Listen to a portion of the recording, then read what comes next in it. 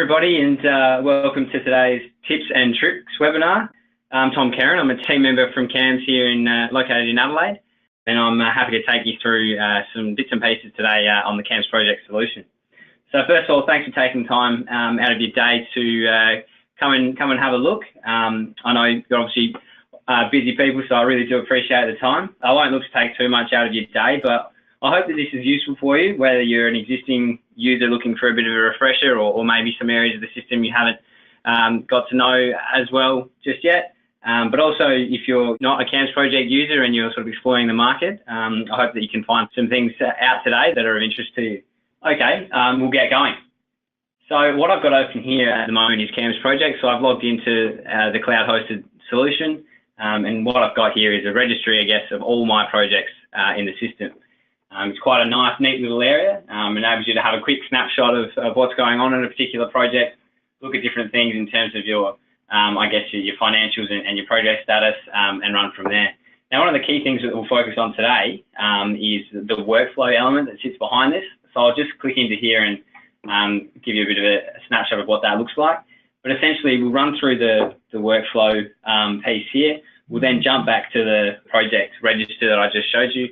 And we'll jump into a project and see how that appears on the front end. So what we'll really be looking at is the configurability of the workflow area and how that links back in to your ability to really manage your projects from start to finish, do things like assess the projects, so assign a benefit to them, monitor the scope, monitor performance against some KPIs, and we'll have a brief look at the end at how that all culminates for you into the project hub area.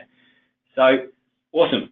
We'll start here with the project register, the workflow piece, and we'll get into a bit of detail into a couple of particular workflows. But essentially what this is the engine room, the workflow engine room, we like to term it, which enables you to set up structures for both your small projects, your large projects, your medium-sized projects, and then follow that all the way through. So I'll just click into one here, this particular one, and give you a bit of an idea as to how that looks. So you can see here this particular workflow is set up in 6 phases. In here we've got the project bid all the way through to review and closure. Now you don't have to have it set up like this, obviously. This is an example approach, but what you can see here is it actually defines each of the steps that you're looking to run through to manage that project. So you can define what a user or a person running a project needs to do, and you can step them through those from start to finish. Now looking in here, this is obviously quite a detailed one. There are some other simple ones which I'll touch on shortly. But to highlight the configurability, I'll just click into the project details object here. And what you can see is that you can actually define what fields show, what information is therefore captured throughout the project lifecycle. So you can see here that I've got a range of controls. So I've got a custom date control here. So there are a lot of custom configurabilities along with a lot of standard ones. So, you know, if project type wasn't the terminology that you would look to use, you can simply come into this area and change it and tweak it around. Similarly, you can tick them on and off, and also you can make them compulsory. So it is really flexible in that manner, so you can configure pretty much everything that appears on the front end. And so when we get to a project in a moment and we have a look at how that flips out onto the front end, just keep this in mind that it's this area here where you can update it. Awesome. So there are a range of different ones here. As you see on the right-hand side, we've got a heap of standard objects that enable you to do certain functionalities. And then we've also got, as you can see here, a custom object. And that custom object allows you to pretty much define your own template or your own form that needs to be filled out, can be used multiple times. And it also has tabling functionalities in it as well, so you can set up some custom tables as well.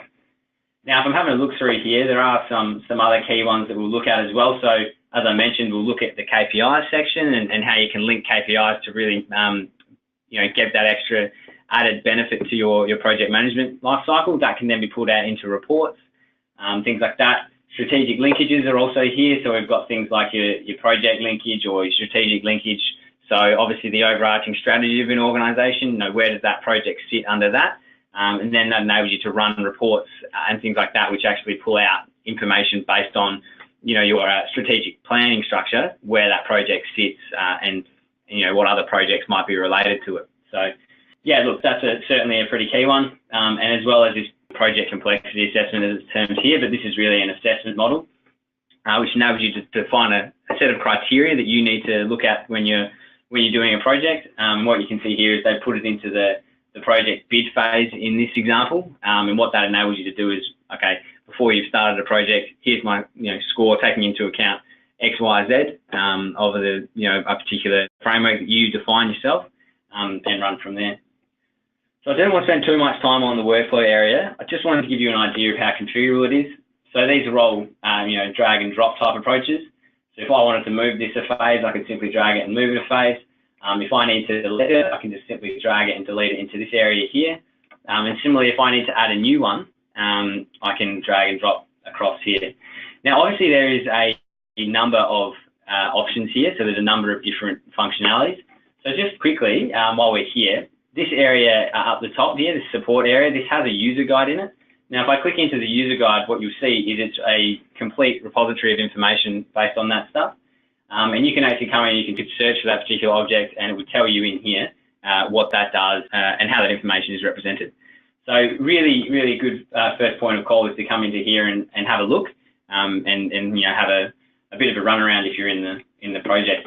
But essentially, if for those of you who aren't using CAMMS project, what this enables you to do in having multiple workflows is really monitor different projects at different levels of intensity, and then report on that accordingly. So having a look at a particular project, which we'll jump into now as I jump back to the register, you can actually assign different project types, different categories. They all link back to different workflows. So there's your big workflow, your big projects, which might need 5 or 6 stages, but there's also little projects which probably only need a couple. If that, some only need one. So you've certainly got that capability to really manage and streamline that process. And once that's set up, you can use that template across the board. So it really, really does help you navigate your way from start to finish of a particular project really, really easily. So yeah, as I said, I've jumped back here now to the register.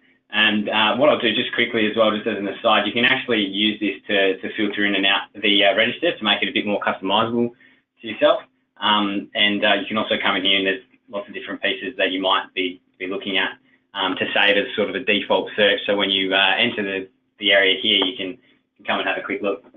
Now what I'll do is I'll just scroll through this a little bit and we'll see, there are a number of projects in here. Now if I click into a particular project, we'll open that up and we'll run through that in a bit more detail.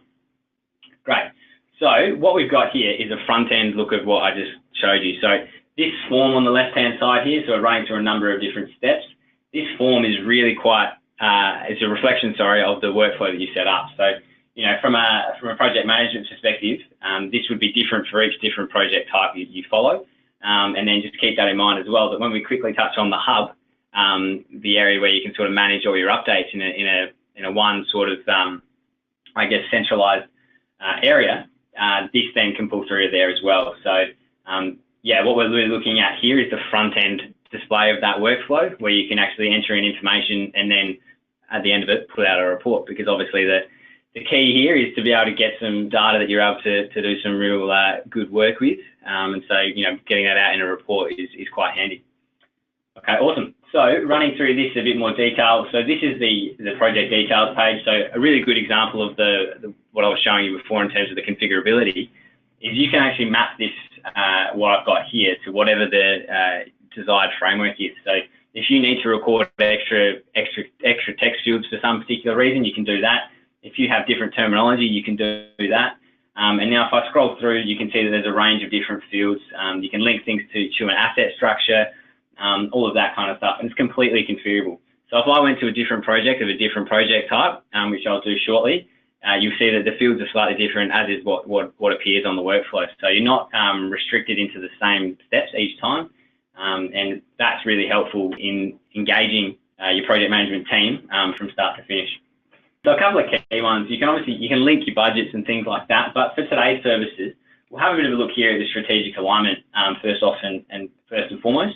So what you can see here is we've got all of the strategies have been uploaded into the system. So the strategic plan of an organisation is uploaded here. And what I can do is I can actually quickly and easily drag and drop particular strategies, bringing them across to the particular project that we're talking about and linking them in. Now I've defined this one here, given this is footpath construction as a generic example. I've given this on, well-connected and accessible community with linked bicycle and walking pathways. So that is the strategy to which this project relates.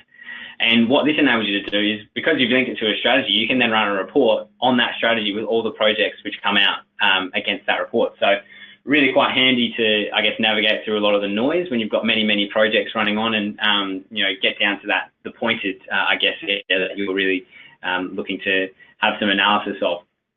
Cool. So really, it's that easy to link it to a strategy once you've uploaded it in the system, which again is really easy. So I can just drag and drop, and there are a lot of those capabilities new in terms of just dragging and dropping, as you'll see from the KPI section that we get to as well. So you can see there's a number of different steps that we would run through here. Now, if I jump into this area here as well, this is that prioritization. So in the bid approach, I can actually come in here and I can set up, okay, this is the benefits that I'm going to receive from this particular project. Now, if I click into this here, what you'll see is that particular assessment template.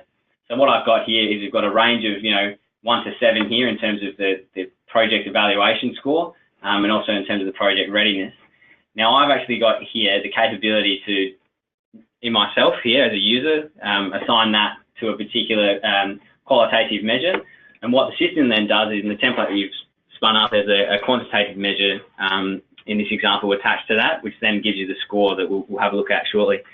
Now, you can have multiple assessment templates, and they can have different scoring elements and things like that. So it is really configurable. So this is just one type of example, which allows you to define your, your assess the project in its initial phase, and add some commentary as well. So from a practical point of view, it's really important to be able to conduct such an assessment at an early stage of a project, obviously, because if you start a project and you get down the track and you realise that it's not actually going to benefit you the way you sort of assumed or thought it would, it can be quite costly and a lot of time and effort. So what we can do here is you can actually define this. You can have a score, and say you're competing against two other projects, you can run reports to compare the two scores. And look at the commentary and go, okay, this is, we'll go with project B over project A, that type of approach. Now, if I just jump back as well, you can actually run a report directly from within here to give you that information out. So I'll just click on show detail, and what you will be able to do is you see here a little report pops up on the screen, and I can then run this to whatever sort of file type I like. So I'll just quickly run it here to an Excel file, and you can see, yeah, great, that pulls out. So I've got all my information quickly and easily able to make an assessment based on this project and what it's going to achieve for the organisation. Now, what you can see here as well are the different scores and any of the comments that have been put in. So those scores, as I said, are calculated based on an approach, and this is another example here of a bit more of a detailed one where it spits out a lot more information. Awesome. So yeah, that's really the important part of assessing a project. So you can now give it a score, and you can use this same assessment template across a range of projects. So, project A and project B in my previous example would have the same assessment template sitting underneath it, which would then mean that the assessment is done on a standardized process across the board. Now, similarly to I should mention, to the workflows area, I'll just quickly give you a look at that in another tab as I just thought of it. But the project settings area, which is a lot of detail that we won't go into at the moment, as you can see, there are a lot of things here. You can actually assess a number of different templates. So we've got a few templates here which we've looked at. You can actually assess them in a number of different ways. So you can apply that to a workflow. So you can actually have multiple assessment templates across the board. Awesome. Cool. So that's sort of like, a few bits and pieces from the first stage. You can then sign that off if that's the way you would like to set it up. And we'll move through to a couple of other stages, and we'll really highlight a couple of other key ones. So I'll jump into here, and I'll just have a quick look here at the project schedule. So the project schedule is really, really important from a management point of view when we're looking at different Gantt chart capabilities. So my apologies, I've just, because I opened a new tab, I've just managed to lose that. So I'll just jump back to that. But yeah, what we're running through here is the comprehensive Gantt charting capability. And we'll have a look at that in a bit more detail. So really a high level approach can be taken without this. So from a task management perspective, otherwise we can have this sort of full project schedule approach as well. Awesome. So yeah, there are a range of different things you can do here, but essentially once you've assigned a project and you're ready to go, you can actually come in and you can have a look at this element here. Now, adding a task and all of that, really simple up the top, but what this really enables you to do is have a bit more of a detailed approach. So for your really, I guess, in-depth projects, which require things like this, your project managers can get down to the real nitty and gritty in it. Alternatively, this can be much simpler as well. So just something to keep in mind as well. And, obviously is a key part of managing any project is to have a number of sort of tasks assigned out, whether they be big, small, or otherwise, and assign them out to different users for accountability purposes. Okay, great. So yeah, there are a few objects here which you'll notice are reoccurring. So I'll just jump across the phase again to have a look at some other ones. So we've got here, there's an issue register element. There's the ability to do a risk assessment. You can link your documents, and we can sort of run from there as well. So what I'll have a look here first at is this issue element. So when you're running through a project, obviously you're going to have a number of issues that happen or arise. Having the ability to record them and report on them is obviously quite crucial. So what we've got here is an issue register for this particular project. So you can see there are a couple of issues noted here. And then what you can actually do on top of that is you can then link some actions to those issues, as you can see here, and go about correcting that. So what we've got here is a couple of different actions assigned out to a couple of different people, and we can run from there. Now, the really crucial benefit to this is to be able to assign the accountability out to those actions to really rectify the issues into both the near term and the future term, and also mitigate reoccurrence as well. And where that's really useful is to, getting back to the whole efficiency argument and trying to do projects as well as possible with minimal to no disruptions. Awesome. So yeah, that's an issues bit. You can manage this in a couple of areas of the system, but yeah, the ability to really record your issues is quite important.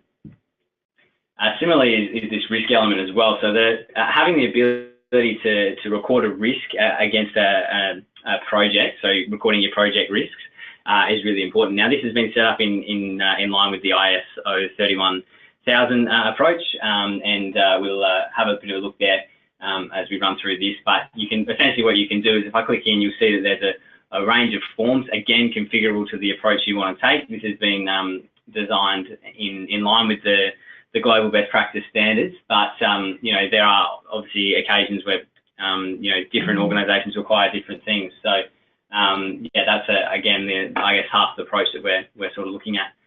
Here is the ability to give you that capacity to mix and match and change as you would, but really important to record your risks and conduct risk rating. So what we've got in here as well, if I click into that, is you can actually select your own likelihood and consequence, and that'll give you your particular risk rating as well, or your particular impact. So this one here is a bit more simple. So we've got a bit of a drop-down approach. But we can have that expanded out into a higher level sort of, a more in-depth level sort of matrix.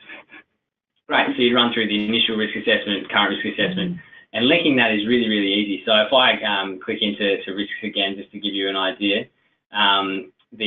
What we've got in here is we've got the ability to enter in the information, select the responsible officer, hit plus, and away you go. So really, really crucial that you've got that capacity.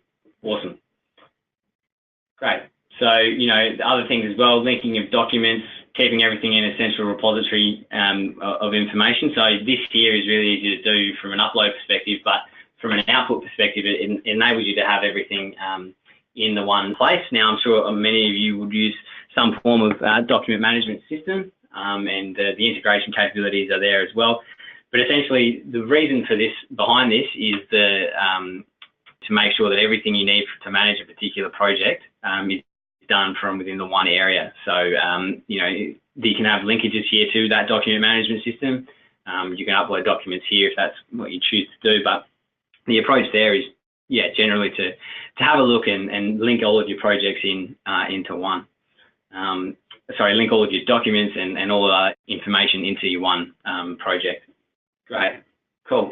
So yeah, we've run through a few different bits and pieces there. Now this checklist object, just as an example, this is a really good example of a custom object. So as I said, there's a few different approaches that we've shown you today, and there's a few different objects that I've run through. They would form the standard objects.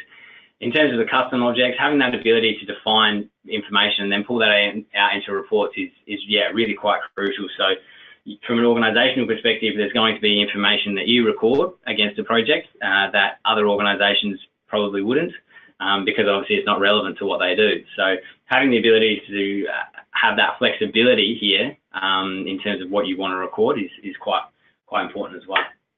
So you can see here that there's things like you can use tick boxes, little radio buttons as you see there. You can have date fields, you can have custom text fields, you can have rich text fields. Really what that's all designed to do is to really give you a bit more of an idea as to what information is recorded and what information can be recorded. And as I said, really important to record everything that you possibly need if you want to go to that level of detail. Similarly, all of this can be removed if you've got quite a high level of detail for a particular project, and that then flips back to the workflows argument. So you're looking at multiple workflows with multiple project types that will define the information that you capture for that project. So for your small projects, you might not need a checklist like this, but for your large projects, it might be something that you consider relatively crucial. So just something to keep in mind as well. Now, one of the things as well that we haven't touched on just yet, but I mentioned earlier, was the key performance indicators. So measuring the benefits of any project is really streamlined by having key performance metrics. So if I just click into here, what you'll see is, there's a range, there's actually a KPI library that sits behind CAMMS project. But what we've actually gone and enabled is the capability, as you can see here, to have fully blown KPIs. So if I click on this view, you'll see here that I actually have a full-blown KPI in terms of I can define what unit it's recorded in, I can define all of this, all these other bits and pieces, and most importantly, perhaps, who's responsible for this KPI. And then what you can actually do is you can measure this, record it, and record that against your project to assess some certain benefits. Now, looking at this example, the footpath construction, we've got here engagement events with the community. If you've got a lot of them, you may be doing better, so to speak. Whereas if you can see that they're sort of not as much as you would have hoped, you might need to ramp that up to improve the overall outcome of the footpath construction. Now, this all links back to your benefits as well. So in terms of your assessment earlier, which links to the benefit structure that you just designed, and interrelates in that manner as well. Okay, great. So, there are, as I said, a number of different things here that you can record against the KPI. Now, if I just jump back to the KPIs bit, what we've got here is the ability to add new KPIs. So, I can quickly and easy drag and drop number of sick days in the engineering department. I can drag and drop that, drag that and drop that here, and that will then appear for me as well. Now, if I go into the KPI analysis, I can click into this and I can have a look. And what this enables me to do is get a nice little indicator of how the KPIs I've recorded are tracking. Now, you can actually have multiple KPIs with different reporting methods. So this one here is a monthly one. Now, if I change this date range, if I go to the end of the year, end of the financial year, that is, you can see this other one pulls up here because that's an annual KPI measured annually. So what I can do is I can click into that, and what I can then see is a little bit of information surrounding it. I can click into the other one as well. You'll see a little bit more information, in terms of some graphing and some comments as well, and you've got that sort of extra level of detail there as well. This all then pulls through to reporting on top of that, so you can actually report on these and manage them accordingly. Awesome. So you'd run through that, and then you'd go to another area here and have a look at perhaps measuring your KPI progress over time. So once you've finished the third stage, you might then again come into the KPI area here and have a look at the analysis from over time. So it takes you straight to the analysis area. And you'd have a look at other things like lessons learned and bits and pieces like that. Alrighty. So yeah, I mean, the other thing I'll just have a quick look at here is a project of another project type. So I'll just click into this one here, and what you'll see is that there's a completely different project workflow here. So this one only has one phase, so it's a really, really simple approach. You've gone ahead and had a look at some different bits and pieces. You're running a completely different assessment model here. So if I click into this one is done on a multiple on a numerical basis. So it doesn't have that extra layer of contextual wording around it. So I can go in here and I can select my different numbers and run from there, which is an option that many people tend to use. Having the ability to have multiple rating types as well, linked to different workflows, really helps have that, I guess, a streamlined approach across the organisation, but a pointed one at the same time. So, typically different projects require different considerations of different things. So what we've got here is the capability to link that across as well. Awesome. So yeah, and you can see again, and this looks completely different. There are completely different options here, and that's because I've selected a different project type. So in the project details area here, I've selected a CAMMS project program workflow type, and that's now giving me a number of different steps to follow. Now the last little thing I'll show you is just this the project hub. Now the hub here is a culmination of everything we've just looked at, bringing it all together in the one area. So on the right-hand side, what you'll see is a range of different things you can do against this particular project. But importantly, if I have a look here, I've got things to do. I can do like a change request if I need. So if I click into that, you'll see there's the ability to create a change request. So I can, against the workflow here that we've defined, I can ask for a change and nominate the change and things like that. But perhaps going back to the rest of it, you can actually do your quick updates here from your project perspective, from your issues perspective, from all of that. All can be done from within this one area here. So again, it's sort of bringing together of all that information. So you've got your multiple workflows that you've worked through, and having configurable and a number of different workflows that you can use. Having that capability then linked into this one area here, and being able to manage that is quite important to a lot of people. So looking through, these are all the different projects that are in the system. Now this is, this one here, we would have a different workflow to this one here, potentially. That's not saying that I have to, but if you do have different projects or different project types where you need different workflows, you can certainly organise that as well. Thanks very much, everybody, and yeah, again, have a nice day.